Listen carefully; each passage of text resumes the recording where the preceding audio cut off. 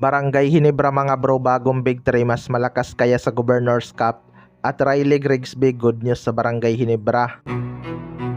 So marami na ngang nakaabang sa pagbabalik ng Barangay Hinebra ngayong Governors Cup mga bro. Kaabang-abang nga ang bagong Big 3 ng Barangay Hinebra. Una dyan si RJ Abarientos. Kaka-BPC pa lang nito last conference dahil sa kanyang napaka-impressive na performance.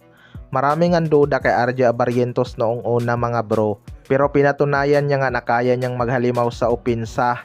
Sunod naman si Troy Rosario mga bro. Siya nga ang primary center ng Barangay Hinebra ngayong Governors Cup. Kahit undersize siya bilang sentro, masipag naman tong si Troy Rosario kumuha ng rebounds at nakikipagpalitan talaga ng mukha sa ilalim. Siya lang kasi ang big man na maaasahan ni Coach Timcon lalo na sa depensa. Mabilis kasing tumakbo tong si Troy Rosario mga bro at nakakasabay sa kalaban. Last naman ang kanilang bagong import na si Riley Grigsby. Marami ding duda sa import na to mga bro dahil bata pa nga ito at mag-a-adjust pa sa ating liga. Pero ganun din naman si Justin Brownlee noon, maraming duda. Pero nakapag-adjust naman at nailabas niya ang kanyang tunay na laro. Kaya may mga naniniwala pa rin nga na kayang-kaya nitong si Riley Grigsby makasabay sa ating liga. Bata pa nga ito mga bro kaya posibleng may mailalabas pa to sa kanyang laro. Sana lang masipag tong dumipinsa dahil depensa nga ang pinaka-importante kay Coach Timcon. Kaya tingnan na lang natin. Sa kabilang banda naman mga bro, Barangay Hinebra, Riley Grigsby good news bagay sa sistema ni Coach Timcon. Ito ngang si Riley Grigsby ay kasama na sa practice ng Barangay Hinebra mga bro. Pero kapansin-pansin nga na wala pa si Coach Timcon para turuan itong si Riley Grigsby ng triangle offense.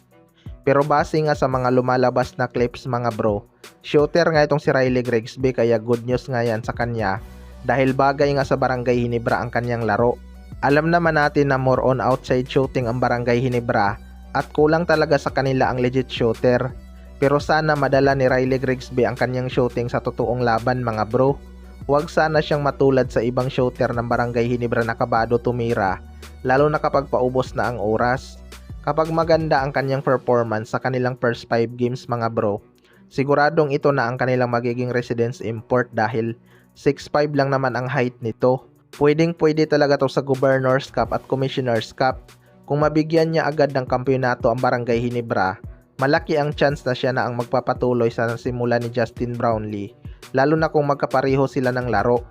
Pero magkaiba lang ng shooting form. Sana ma-handle niya rin ang pressure ng crowd dahil iba talaga ang intensity kapag Barangay Hinebra ang naglalaro.